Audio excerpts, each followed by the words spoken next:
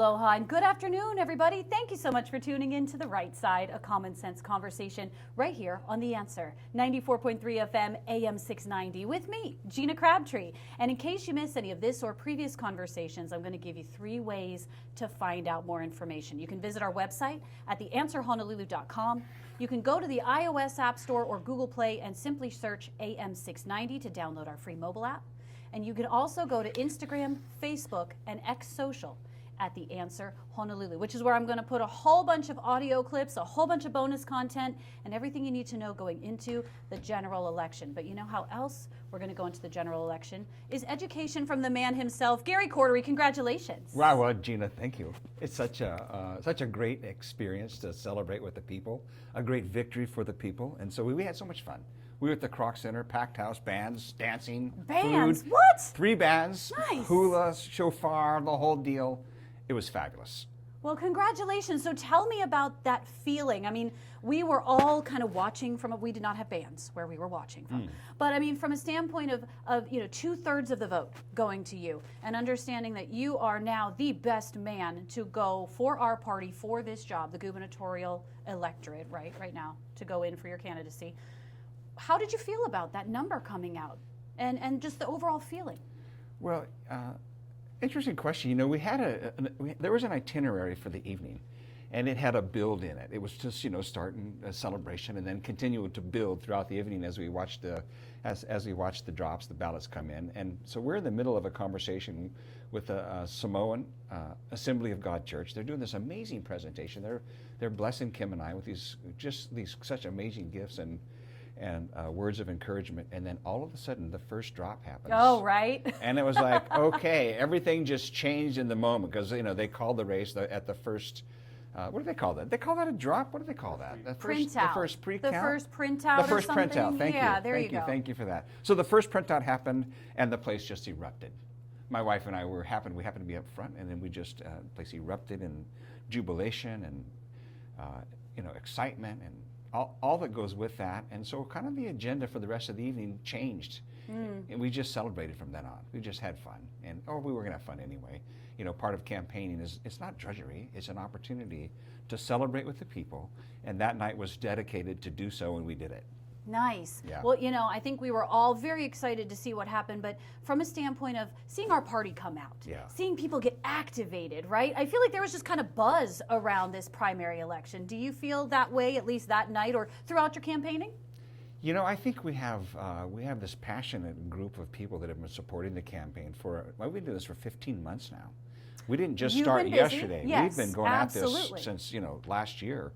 So that continual build and the enthusiasm and the momentum that we've experienced, not just on Oahu, but on every island, it continues to generate more and more energy. Wherever we go now, people are walking up to me and they're saying, "Are you Gary Cordery? I voted for you." And it's very exciting. That didn't happen in 2022, but it's happening now. Even on the way up into your offices this morning, somebody just said, this evening, somebody said, "We voted for you," or "I voted for you." And so when people come out and they just come up to you and they engage you and affirm your run and their hopes for this change of this state, it's very encouraging. And so we've been living in that for a while, and there is continued momentum. And actually, so Gina, thank you for hosting this. This is a part of it right here. Well, you've become kind of a household brand, like you said, but it is not an overnight thing. And so I am curious, since you've referenced your 2022 campaign, what have you learned maybe to do differently, or what was different between then and now? Because I've always been curious about that when we've had people who have attempted before and grown from that experience, and now you're going into victory.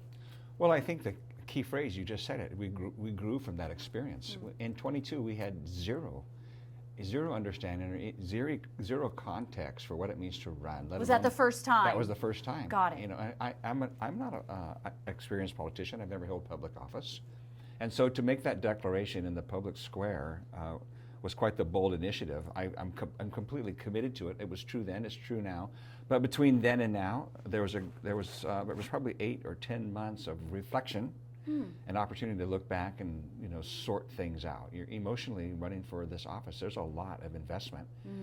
It's not just financial. It's not just time. There's the way you've given your heart, and there's a time to recover. And so that process had its way, and at the end of the day, it became a foundation for 2026. So in retrospect, that was a time of growth, understanding, sorting certain things out, recognizing that there are priorities, and one of them was to start early. And so I just mentioned starting. Yeah, 15 months Yeah. seems early, but I guess not in the grand scheme of things if you felt that it really did help propel you to this success that you've just had. If you don't have a long background and you're not surrounded by a bunch of political officials who know how to navigate the process, there's a lot of learning in the process. So that's what we did, and we have a great team now. We have great chairs, we have great core team, we have fantastic volunteers, and so all of those things carried over from 22. And so in that sense, we were far more prepared this iteration than then, and now we're ready to go to November. So it is going to be, it's not even a challenge. Why don't you say it's not a challenge to run in November? It's a matter of actually organizing your thoughts and articulating what's possible for the people of this great state, a pro-Hawaii campaign, and we can articulate that in such a way that 70% of people who sat on the sidelines and didn't come out, they'll have a reason to come out. And essentially that's the call. So that's how we're going to win. Yes, I love that. We just talked to Chairwoman Shirley Ostroff yesterday, and we were trying to say, okay, what's our strategy, right? How are we going to get more people out there? Because that was what I was not frustrated, but surprised about, that we didn't have more of a turnout. And we kept hearing, oh, it's going to be one of the lower turnouts because it's a primary and it's not a federal race. But I still thought, with all the buzz we'd had for the past couple of months, we would have had a greater, I guess, group of individuals coming out in support. But we still have a couple months. Well, I don't think you measure victory and support by the primary election. I don't think you do that. I think there's a recognition that we've been sowing seed. We're a farmer. We're sowing seed of truth and integrity about what's possible, about the hopes and dreams of people, about a different principled public policy that will serve the people. Those seeds take time to germinate. They take time to grow, and before they bear fruit, and that's where we're at. We're still in the sowing seed time. We're seeing the fruit. We're seeing people. There's no lack of passion on my part, on our team's part. Mm-hmm. We recognize that we are exactly where we're supposed to be. And in that, it gives us a very clear pathway forward, and to do that is a great opportunity. So honestly, there was a part of me that said, well, maybe we should just lower expectations a little bit. I thought, why would you lower expectations? I can't do that, though. No, that doesn't. I'm 100%. Let's go. Yes. So why would we lower expectations when the goal is right before us? The goal is there for the taking, and we're going to take it. And I think from a strategy perspective, which we're going to get to in a minute, because I still want people to kind of feel who you are as a person. You said you have no political background. You're going straight to the top with this. And what you've learned from the past couple of campaigns is getting you there at this point. So what would you say to somebody who doesn't know Gary Cordery yet? You just got a couple minutes, so I just want to give you that time for introduction in case someone is like, I saw your picture, I know your name, but I wasn't quite sold yet. That's your opportunity now. Gina, that's a great question, because the criteria that people make choices on is different than most people think. When we meet people in the public square, what they're actually looking for is authenticity. Mm-hmm. They're looking for integrity. They're looking for solutions. And so that's what we're bringing. We're actually bringing 45 years of marriage, father, grandfather, businessman. These are the things of wisdom. This is what it takes to govern a state. It's not an analytical conversation that we're going to go to school and get a degree and become a politician. You become a leader, not by those. That's not the criteria to become a leader. A leader is worked out in the everyday activities of life. And when you understand that truth and opportunity are synonymous, and that there's consequences to both good public policy, good business policy, and the expression of that in the public sector with public policy. And so that's who we are. Kim and I came here in 1981. We've been married 45 years. That is a feat in itself. Yeah, congratulations to you guys. Thank you for that. We're celebrating that all the time. 46 years in another month, and people recognize, people actually know in their heart of hearts that what it really takes is somebody who understands commitment, clarity, humility, and passion to do what is just and right, to bring solutions based on the ability. Even the intro to your show talks about common sense, the right side, a common sense approach to leadership in this state, and that's what we're bringing, and it is unique because we haven't seen that for a long time. And I think then saying it that way, it's not a partisan race No. anymore. It's just bringing back that vision of common sense, which I feel like we've lost. Common sense is not common anymore. That phrase is It's that so phrase is becoming terrible. all too common. It really A is. play on words. It is. Yeah. So I think from a standpoint of having that non-political type of person who can bring back the things that we're missing, Yeah. certainly have come to the forefront recently in some of our news headlines, that truth and integrity and justice and all those lovely accountability and transparency, those things we're all searching for, I don't think is a partisan race. No, it is definitely not a partisan race. I think the conversation that we're having with the people is they long for somebody just to stand there, look them in the eye, and tell them the truth. And so that's what we're doing. Amen. Well, Gary, thank you so much for joining me today. We've got a couple of more segments with this gentleman, but don't go anywhere. We'll be right back with more The Right Side with Republican gubernatorial candidate Gary Cordery right here on The Answer, 94.3 FM, AM 690. Aloha and good afternoon. Thank you so much for tuning in to The Right Side, a common sense conversation right here on The Answer, 94.3 FM, AM 690 with me, Gina Crabtree, and I am not alone today. You do not have to hear me complain the whole time because Gary Cordery is here with me. Yes. And you are a big household name today. Wow. Well, what an honorable thing to say. Thank you for that. And yesterday and the day before that, you've had quite a big weekend. It has been a great weekend, and it's been a culmination of months now of hard work and representing the people of this great state. A pro-Hawaii campaign where we're reaching for all of the people. And you mentioned a moment ago in the previous segment that this is not necessarily a partisan conversation. This is about abundance for all of the people. And people wonder, why are you running and how can you possibly beat Green? After all, he's an incumbent with all that money. May I just say that it's the people's voice that matters. And 70% of the people are sitting on the sideline, living in despair, living in some sense of dislocation from their representative government. And we're going to bridge the gap, and that's our call. That we're here to represent the people and make sure that they know that when they cast their vote, they're actually sending forth their voice, and that voice should matter. And that in many ways represents our campaign, the opportunity for the individual citizen to have access to their government. Okay, let me ask you the elephant in the room question. Okay. We see the numbers, and we don't even see them from a printout necessarily. I'm looking at the regular person who might be, doom scrolling on Instagram, seeing a summary, seeing percentages everywhere. You see percentages, but you don't really see what those percentages mean. And so we're seeing big numbers from the blue side, or the other side, or whatever side you want to call it. I like to call this the right side, right? Right. Goes along with the show title. Fair enough. When you look at the difference, it does look daunting. It does look daunting. And so from a layperson who really doesn't know how are you going to make up that difference, I'm sure there's a strategy involved. I'm sure there's some planks you've got for your platform. And so I'm going to give you the floor to kind of say, what did you think about that difference? Is it as daunting as a layperson thinks? And what is your strategy to overcome it?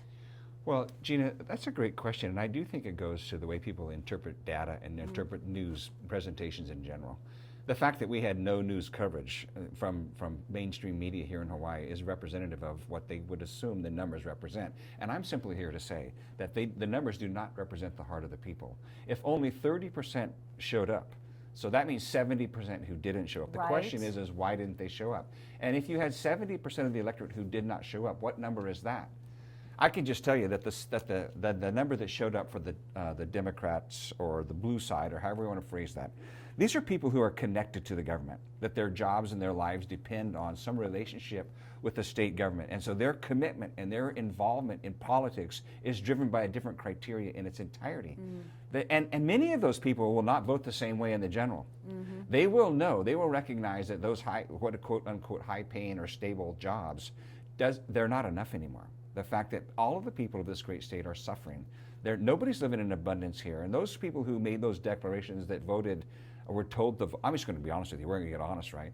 So those people are told how to vote. I speak to people all the time. I speak to young men, young women who are a part of some labor union, and I say, so what are you doing? We were on Maui, Olowalu, having a conversation in a convenience store talking to a young man. I said, are you voting? He says, well, yeah, I guess I'm going to vote. And I said, well, who are you going to vote for? He says, well, My union told me I had to vote. Oh. So this is not an individual citizen who actually is thinking carefully about the consequences of their vote and how that impacts their family. And I can tell you that the numbers that we had they're pretty common. When you look back historically, you can see that in the primary there's a great disparity between a quote unionized Democratic vote and a more a more independent Republican vote. And I can tell you that that disparity will go away in the general and more. And so we have a very clear strategy. You're right in your tee up to the question. You're right. We have a very distinct strategy to reach those people who are sitting on the sidelines who have given up. In 22, when I went door to door, and even now, we go to door and we ask people, are you voting? They said, well, why would I bother to vote? Isn't that terrible? When we had terrible. District 43 with one vote away, and now we're curing signatures, right? Yeah, right, exactly. We've had a couple that were very, very close. That's right, more than one. So when you hear that friend or that auntie or uncle that says, oh, my vote doesn't count, I want to smack them. Yeah, well, that's actually changing. So when I talk to hundreds of people, they come up to me, not only am I voting, but everybody in my family is voting for you. Thank goodness. And there's a lot of people who come to me, I've always voted Democratic, but I can see their policies are actually reactive, and they're taking the resources of the people. They're not addressing the issue. They're not bringing solutions, and we can no longer live here. Interesting. It only took 60 years to get there, but we're getting there. Well, that's happening all around. The fact that people are making a decision, they actually have a thoughtful yet sober conversation. Can I afford to live here in Hawaii? That's the 70% of the people who do not vote.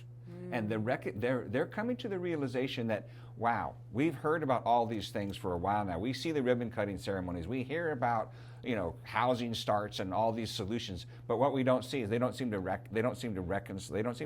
resonate in reality with the people's lives, and that's the difference. The difference that we're bringing, that the Anthony Cordery ticket is bringing, is we're going to bring solutions and how we're going to actually start addressing the mismanagement of the people's resources. A stewardship-based government where there's accountability and transparency, and those declarations in the public are addressing why they don't vote.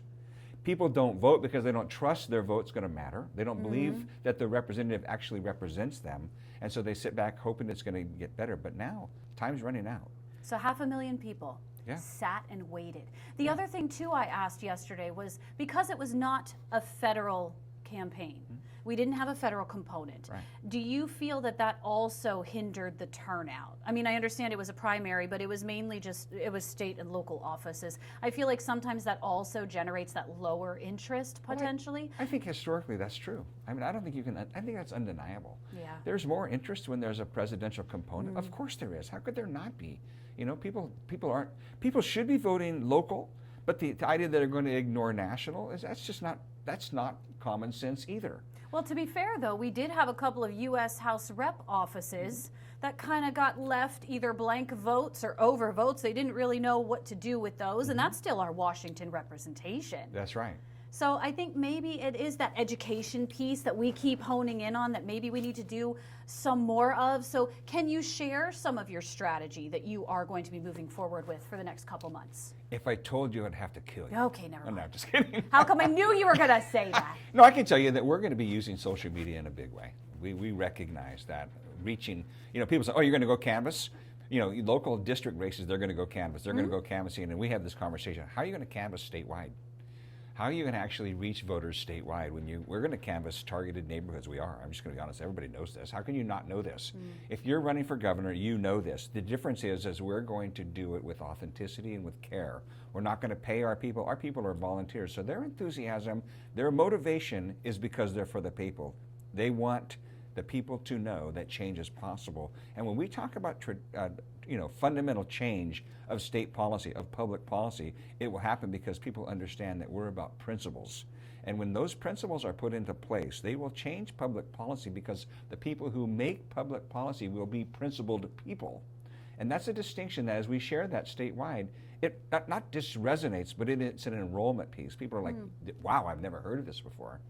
It is a unique way to look at it, to be honest. I think you're coming back down to that lay people vision and say, are you sick of everything that's going on? We don't even have to go into much detail. There's a lot of crap going on. Yeah. And so if you're really wanting change, it has to start at the top. Well, as mentioned earlier, I'm not a politician. I have no desire for a career in politics. I'm a statesman. I'm going to talk about principles. I'm going to talk about what serves the people with honor, with integrity, with character. And without those things in place in the lives of people who make decisions, you'll have more of the same. You'll have more self-promotion, making sure that public policy protects your power and your position, protects your role in government. And so I'm not running for that. I'm running because I hear our kids left this state. They're living in Utah now. That's not Pono. That's not right. That's a heartbreak for Kim and I, or our 7 grandkids are up there. And they're just telling the same story across the state. And you can take all the large, high-level systemic problems that are in this state, everybody can name them, we're living in them. Until people recognize that public policy is not an accident. Public policy is generated by people who have a vision for a certain type of society. I'm simply saying that we should have a public, individual, person-driven society, not a government-based, government-led society where the power is held in the hands of the people. Our campaign slogan, people over power, it's very powerful. I'm simply saying I'm sick of socialism. Oh, that was just me. Okay. Oh. All right. Let's go back. I do have a question. I love that. Well said. Can I borrow that? Yes, you may. Okay. Okay, so I have a question though about social media. Let's go back a little bit because this is a strategy a lot of campaigns have used. But what we're hearing is the argument about the keyboard warriors coming out via social media and being very vocal on a platform where they're not really seen, and yet not coming out and voting to share those same beliefs, whether they're for your campaign and your message or very much against it. Yeah. When we're seeing the comments just pour into these posts, and yet we're not seeing it at the polls. Right. The big argument is now, how do we turn those tides? Do you have any? We've got about a minute or so. Do you have any comment on that? Well, that's feedback. And it's been huge. So when you, for me personally, when I read comments, it creates a bubble. You read your own comments and they all, yada boy, that's great, let's go, let's win, we're with you. That creates a bubble around you and it actually insulates you from being sober-minded about what's required to make a difference in people's lives. You can read the same comments. If you read the comments on some of Josh Green's posts, they are brutal. Right. But they also are creating a bubble. They create a sense of self-confidence, which is not anchored in reality. So the comments, I'm grateful for the comments. I'm grateful for people who are encouraging. But honestly, that doesn't change what the target is. The target is 220,000 votes, and that's what we're going after. I think we've had more than 220,000 comments, which is what I was hoping we could take the comments and just throw them into the polls and make it happen. Yeah, well, they do matter, so don't get me wrong. I'm not saying that they don't matter. I love when people comment. I actually comment and share is really there you go. Yes, sharing. We just got to get the message out there. Yeah. All right, well, we also have to take a break, so don't go anywhere. We'll be right back. Good afternoon. Thank you so much for keeping it locked right here on The Right Side, a common sense conversation on The Answer, 94.3 FM, AM 690, with me, Gina Crabtree, and we're just really having a Cordery common sense conversation, right, Gary? Love it. It's good. We just having made good that fun. Yes, we just made that show title up. So if you guys want to just keep tuned in, you never know when this gentleman's going to come back and chat with me. Yeah, whenever you call, I'm coming. I love this. This is great. So congratulations, first of all. For anyone just tuning in, Gary Cordery is in studio with me, and he is currently the candidate who has been sent through to the general election on behalf of The Right Side. On behalf of The Right Side, yes. Okay, the people. The people, the ones who have common sense. I'm glad you're bringing it back. Yes. And so let's talk about your running mate. Okay. Because I'm not sure how many others, we had 4 very talented candidates this year, and it was one of those times where I sat in that voting booth, I'm like, oh shucks, now what? And it was kind of a tough decision, at least for me, in my opinion. And so how did you feel about the competition that was out there for that office, understanding that we currently have an indictment out for our current or former lieutenant governor, and moving forward with who was chosen? Yeah, well, first of all, I'm glad that there's nothing in Daniel Anthony's character that would lead to an indictment. Right. Right, and that piece that you just mentioned is not new. I just read today on Civil Beat's articles about the corruption in the politics here in Hawaii. Another layer, just layer and layer. It's like an onion. Every time you pull it back, there's another layer. That's not going to happen, and that didn't happen with any of the lieutenant governor candidates. And I attended the various events that they had for the opportunity for people to ask questions about them. They all had very strong character. They all had very distinct visions for that role as lieutenant governor. And ultimately, Daniel Anthony prevailed. I was very excited. Honestly, we were clearly committed to working with whoever prevailed.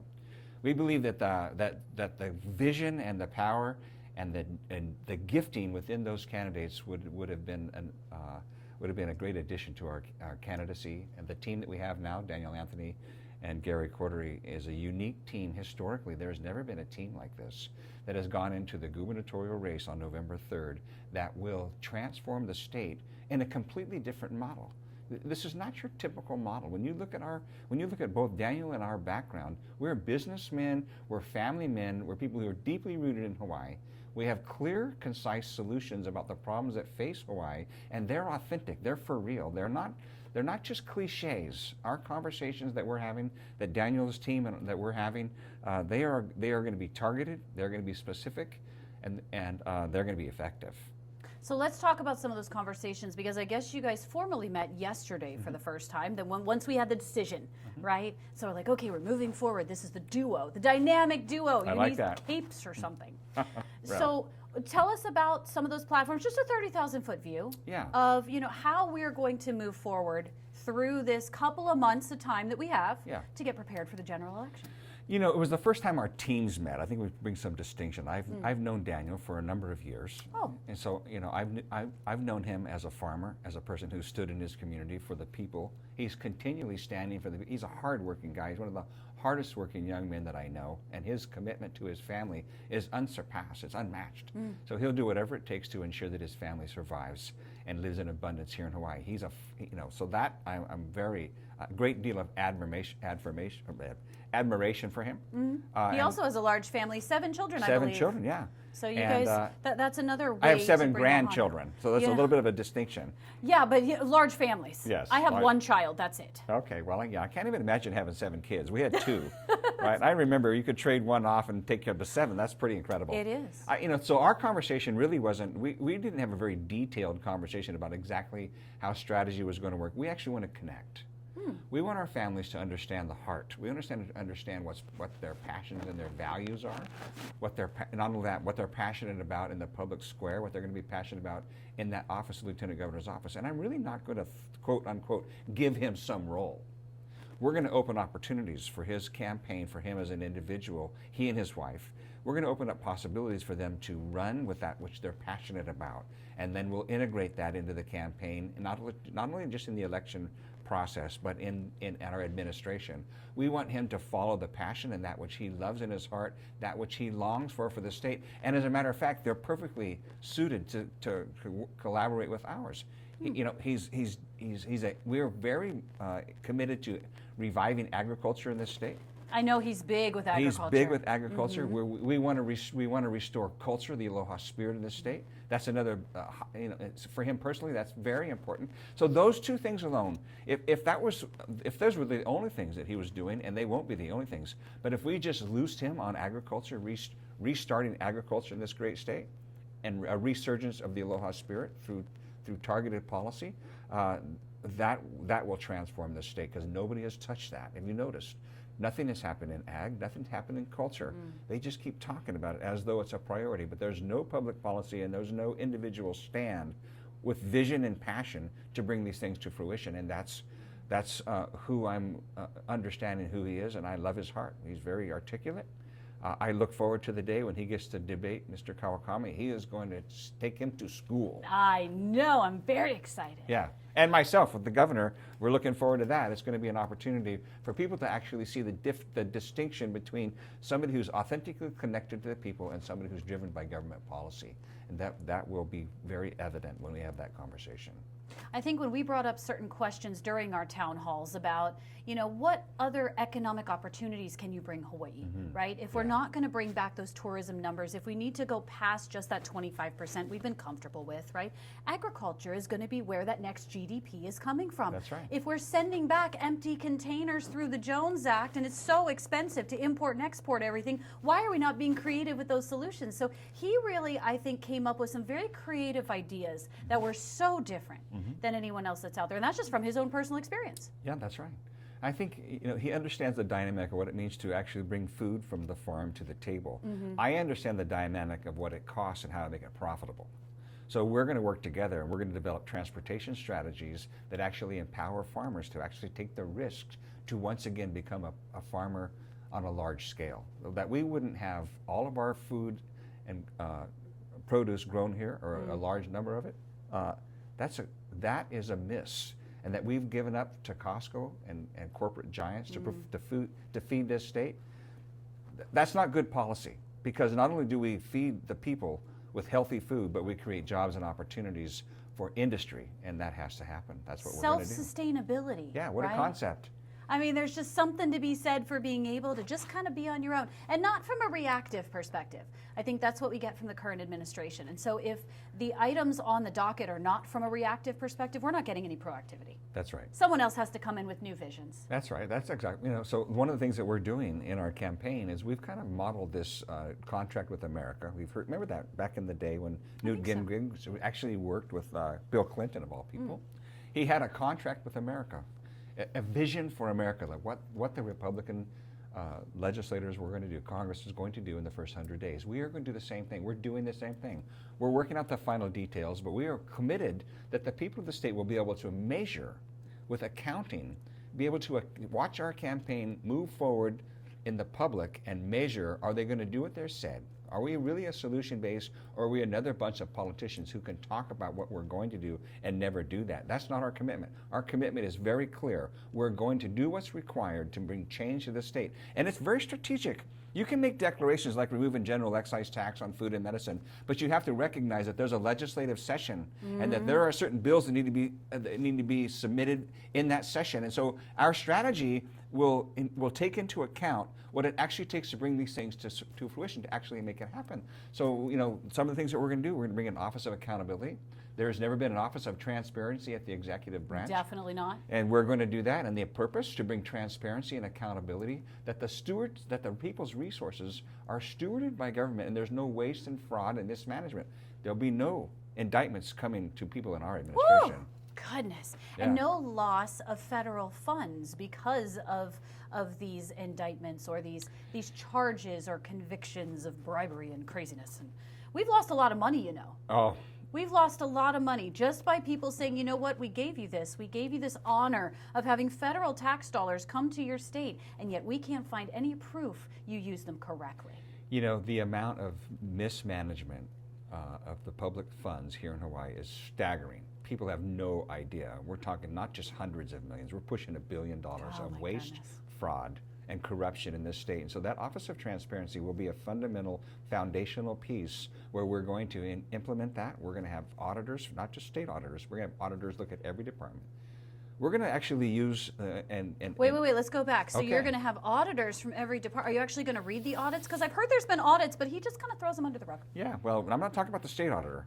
So the state auditor is a part of the government. Fair. So when you think about third-party audits? Yeah, can you Gary, imagine that? You're brave. Yeah, I know, this is what we're going to do. So people, you know what? It's no accident that we don't get a lot of support in the community, because I can tell you our campaign is going to ruffle some feathers, and we are going to bring honesty and integrity to the departments and every agency in this state. Every commission is going to have to account for the resources that they receive. And when they do, you're going to see transformation from those policies. And you're also saying, where's all this money coming from? There's literally hundreds of millions in every department that need to be actually gleaned. They need to be scraped out of the waste, fraud, and abuse and given back to the people, or reallocated to things that work, like tutoring kids, like removing taxes on the kapuna at the age of retirement on their homes, right? Property taxes, like removing, people ask me all the time, how are you going to do that? That's a lot of money.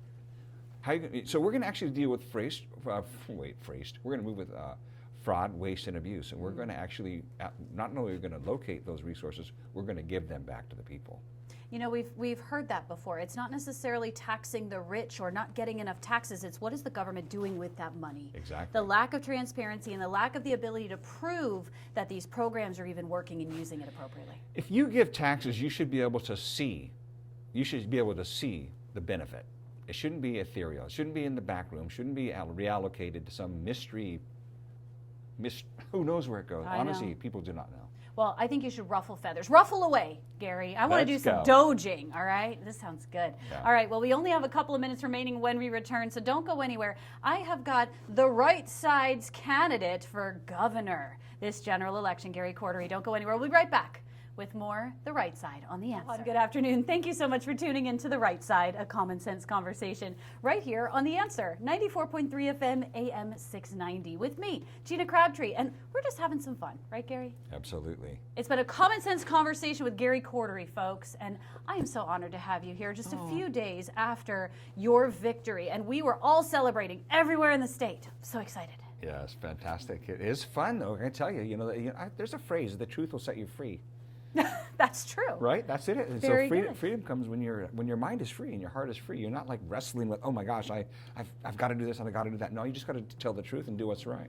And someone who's actually putting a time stamp on doing what's right, which I think people are scared to do, to be honest. And Yeah. so you're now saying, give us 100 days. Yes. First 100 days, we are going to make moves. And it's interesting because we look at our current president and how much he's been able to do in such a short amount of time. Well, 100 days is pretty short, Gary. Are you sure? I'm sure that we're going to make commitments in the 100 days. And Okay. I'm clear about those commitments. Whether, they're not even about whether they're going to be achieved. They're a strategy that's going to lead to transformation. They're not all we're going to actually commit.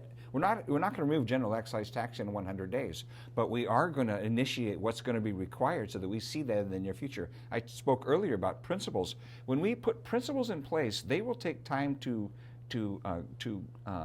initiate and change public policy, and then you'll see the experiences of people's lives change, and that's the deal.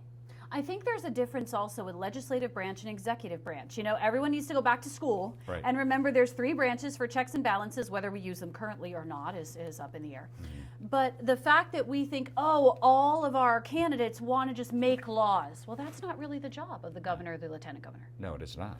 And so you guys have a whole nother set of parameters you have to meet now. I think, we're actually about creating vision for the state, and then we'll create policy that will support the vision, not the other way around. I was recently told by the mayor of Maui, well, the circumstances that happen are going to drive your vision. I thought, that's not right. That's a reactionary way of relating. We're saying that we're going to declare a vision that's going to create abundance for the people, and public policy will implement that, not the other way around. Not that we had something happen in the whatever happens, we're not going to create public policy to address that. We're going to declare a vision and make it happen. That's what we're going to do. And so, we've made this declaration, these 7 campaign promises, a contract with Hawaii. We're going to talk about homes. Homes for Please. local families. So I'm just going to go through them. I know we have very little time. Yes. So they can go to the campaign website. They can come to Zoom meetings. They can come to meet and greets. They can come to activities. They can learn more about these. But we're going to have homes for local families. It's not kauhalis. It's not rentals, where the government will not be your landlord. It will be individual homes where people can live and grow their families. And you'll know where the invoices are going? Oh, That's God, right. That And was it, yes. And, Had to say it. And have a chance for equity. Have a chance to build a dream. Isn't that amazing? It has to happen. The American dream of home ownership. It's what it means to live it via law of spirit, right? It does. Being tethered to the government is not living free. Fair. And that's what we want. So we're also going to have a great deal of emphasis on lowering the cost of living in this great state. Everybody knows that we barely survive. Everybody's afraid if somebody gets sick, the car breaks down, the refrigerator stops working, those kinds of big ticket items. There's already so much strain on the people's lives here in Hawaii. We want to address the strain. We want to change their daily experience through lowering taxes. You mentioned earlier the Jones Act, general excise tax. So these are the things that we're going to be putting in place, these policy pieces that we're going to be putting in place that will ultimately result in a lower cost of living. And it's not going to take long. We'll start to see the changes fairly quickly. We're also going to address excellence in education. Oh, thank goodness. Can you imagine? My son thanks you already. All right. we were in Maui, and there was these 2 15-year-old girls that were there at our meet and greet in a the good home. age. And they said, we just want to learn. Right. I was like, are you kidding me? They said, we're tired of getting a program from our teacher on the computer and say, go do yourself. We want to learn. So we want to do things like bring financial literacy to the education process. We want to bring culture back through a second language. We want to bring back the trades. You want to talk about preparation? Education is about preparation, common sense preparation, so that when kids leave high school and they're ready either to go to college, they want to get a job, they're actually prepared to do so, rather than just checking a box, passing a test and making sure I go to the next level. That's not what we're about. And they can stay here. What a concept. I'm Yeah, saying. Yeah. So we want to do that. We want to make sure that teachers are actually have the right resources. No longer should administrations consume all the wealth within departments. That wealth is designed for a reason. Those educational pieces, that money that comes there, is for them. What, you mean the superintendent doesn't need to make $250,000? The administrative staff overall consumes a great deal of the resources. It does, So, mainly salary. So we're going to deal with cost. We're going to deal with cost relief package, which is going to be taxes, better business climate, lower property taxes, and it's going to go down to things like unemployment insurance. All of these kinds of things are impacting the cost of living here. Also, we're going to deal with energy and infrastructure, something that government here in Hawaii has kicked down the road. They've kicked this can down the road, and now it's a crisis. You have problems with H-Power and waste management. You have sewer problems. You have no energy here. Infrastructure in general, Infrastructure in general. The ports, the airports, all of these things have been ignored. So these are the kinds of things that government should be doing, that the executive branch should be having a vision for the future, not just pretending like it's going to get better and then throwing more money at it when they're in a crisis. So those are the kinds of things that our package is going to do. And in that, the people will see abundance. That's the difference. And all of that, in case you want more detail, is at GaryCorderyForGovernor.com. Yes. Very easy to recognize. It's very Love easy. that. Good And brand. and when they go there, they can look for events. They can click the event. We're all over the place. I can tell you, we are everywhere. So we only got a couple of minutes. So give us a couple of really good events that you're really proud of. So we have two types of events. We have events that are committed to educate and tell people about what exactly we're committed to cause as a candidacy. We also have fundraisers. So there's one coming up. We're going to share a fundraiser with Representative Muraoka on the west side. That's going to be, I believe that is, I'm thinking that's the 24th. Is that right? The 24th. It's a fundraiser. You can go to our website or you can go to his website and join. It's going to be a great time. We're going to have our campaign wants to support and be in unity with every other campaign in this state. Goodness, we you're want in to support them. Waimea, Big Island. You're at Chef Chai's. Yeah. You're with Representative Muraoka on August 24th. You're Right. correct, sir. Chef Chai's is this incredible opportunity to come to Chef Chai, which is one of the finest restaurants in this state. It's a fundraiser. Go to our website. You can actually link and join. It's very limited. Only 28 people can come to this event. It is fabulous. I'm telling you, it is top of the. I just got an invite, by the Yeah, way, you guys. did. So now Yeah. only 27. Only 27. Aha. So I encourage everybody to go to our website. You can go there. That website is updated on a regular basis. So I look forward to meeting with you, the people of Hawaii, that we would work together for abundance, for a future. Let's go. Thank you very much, Gary, for joining me today. I appreciate it. Again, GaryCorderyForGovernor.com. Guys, if you want to learn more about this wonderful opportunity to work with this gentleman, and let's push the right side and common sense to the victory line. A big mahalo to Savio Associates for allowing this program to happen 7 days a week. A big mahalo to you for listening. Aloha. A hui hou.